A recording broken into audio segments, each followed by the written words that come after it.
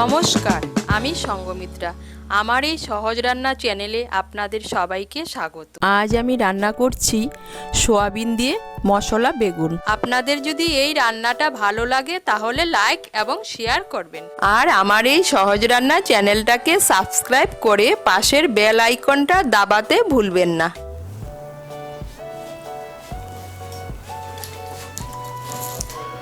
Soybean দিয়ে বেগুন মশলা বানানোর জন্য প্রথমেই লাগবে সোয়াবিন। এখানে আমি এক বাটি সোয়াবিন নিয়েছি, নিয়ে সোয়াবিনটাকে আমি হালকা নুন দিয়ে সেদ্ধ করে ভালো করে ধুয়ে নিয়েছি।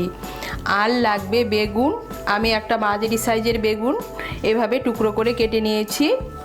আর লাগবে পেঁয়াজ কুচি, কাঁচা লঙ্কা বাটা, রসুন বাটা, আদা বাটা, টমেটো বাটা। ফোড়নের জন্য নিয়েছি একটা তেজপাতা, একটা শুকনো লঙ্কা আর গোটা জিরে। আর গুঁড়ো মশলার মধ্যে নিয়েছি হলুদ গুঁড়ো, লঙ্কা গুঁড়ো, জিরে গুঁড়ো, ধনে গুঁড়ো, গরম মশলার গুঁড়ো। আর লাগবে ধনে পাতা, লাগবে স্বাদ মতো নুন। আর রান্নাটা আমি করব সাদা তেলে। প্রথমে আমি কড়াইতে দিয়ে দিচ্ছি সাদা তেল।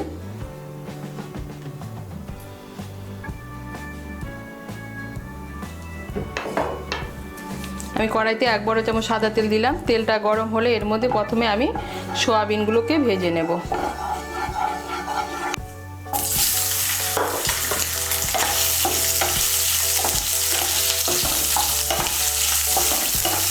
এর মধ্যে আমি দিয়ে দিচ্ছি সামান্য একটু নুন আর সামান্য একটু হলুদের গুঁড়ো।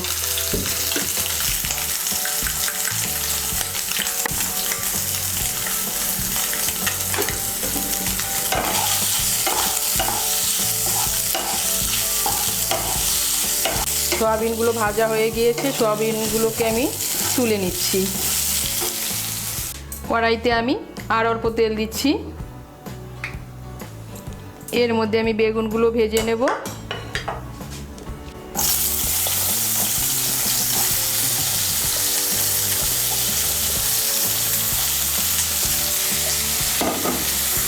এর মধ্যে আমি নুন আর হলুদ দিয়ে দিচ্ছি। সামান্য একটু নুন দিয়েছি আর সামান্য একটু হলুদ গুঁড়ো দিচ্ছি, দিয়ে আমি বেগুনগুলোকেও ভেজে নেব। বেগুনগুলোকে ভেজে নিয়েছি, এখন আমি বেগুনগুলোকেও তুলে নিচ্ছি। কড়াইতে আমি আবার 1 চামচের মতো তেল দিচ্ছি। এর মধ্যে আমি একটা তেজপাতা, একটা শুকনো লঙ্কা আর 1 ছোট চামচ গোটা জিরে ফোড়ন দিচ্ছি।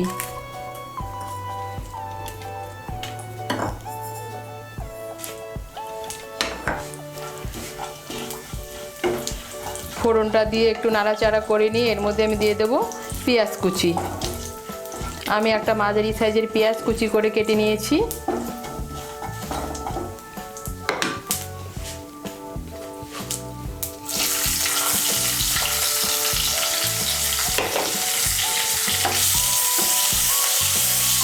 পেঁয়াজ কুচিটাকে আমি লাল করে ভেজে নেব। পেঁয়াজ কুচিটাকে আমি লাল করে ভেজে নিয়েছি। এখন এর মধ্যে আমি দিয়ে দেব আদা বাটা, রসুন বাটা আর কাঁচা লঙ্কা বাটা। আমি এর মধ্যে 1 ছোট চামচ রসুন বাটা দিচ্ছি, 1 ছোট চামচ আদা বাটা দিচ্ছি আর 4টে কাঁচা লঙ্কা বেটে নিয়েছি।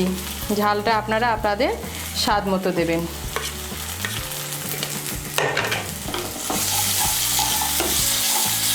আদা বাটা, রসুন বাটার কাঁচা লঙ্কা বাটাটাকে তেলের সঙ্গে মিশিয়ে নেব। মিশিয়ে নিয়ে এর মধ্যে আমি দিয়ে দেবো গুঁড়ো মশলা।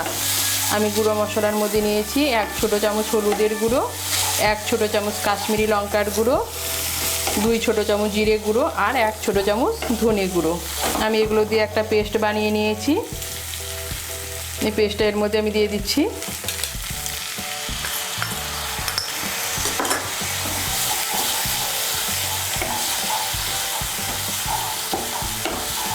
গুঁড়ো মশলাগুলোকেও তেলের সঙ্গে মিশিয়ে নেব।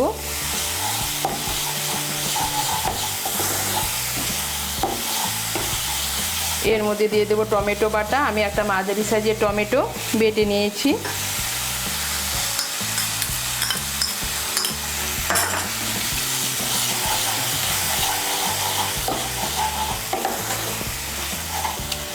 এখন আমি সমস্ত মশলাগুলো ভালো করে মিশিয়ে নিয়ে মশলাটাকে ভালো করে কষিয়ে নেব।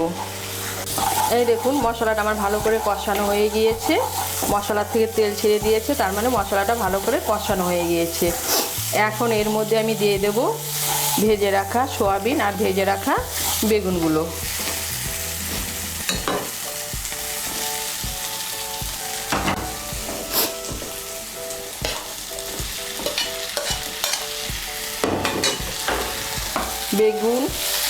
বেগুন আর সয়াবিনগুলোকে মশলার সঙ্গে ভালো করে মিশিয়ে নেব।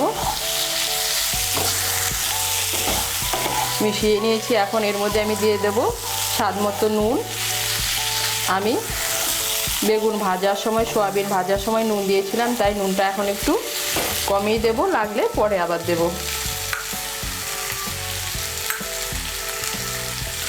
দিয়ে দেব সামান্য একটু চিনি।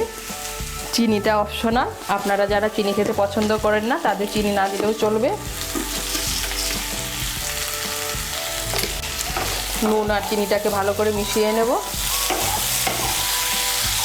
ভালো করে মিশিয়ে নিয়েছি। এখন এর মধ্যে আমি দিয়ে দেব জল। আমি এর মধ্যে 1 কাপ গরম জল দিচ্ছি।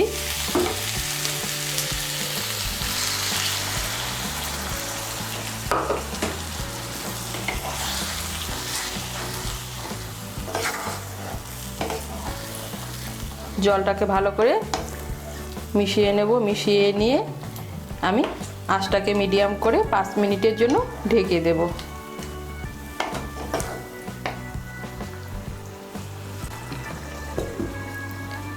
আঁচটা মিডিয়াম করে আমি 5 মিনিটের জন্য ঢেকে দিয়েছিলাম।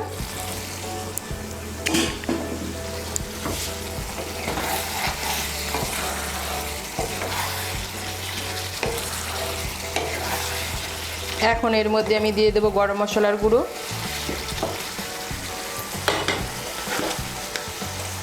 আমি এর মধ্যে হাফ ছোটো চামচ গরম মশলার গুঁড়ো দিচ্ছি।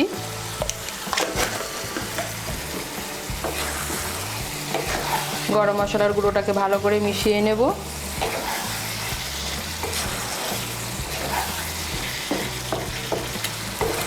মিশিয়ে দিয়ে আঁচটা বাড়িয়ে আমি আরও 1-2 মিনিট রান্না করে নেব। আঁচটা বাড়িয়ে আরও আমি 2 মিনিটের মতো রান্না করে নিয়েছি। এই দেখুন সয়াবিন বেগুন আমার সব ভালোভাবে একসঙ্গে মিশে গিয়েছে। এখন এর মধ্যে আমি দিয়ে দেবো ধনেপাতা কুচি আর 2টো কাঁচা লঙ্কা।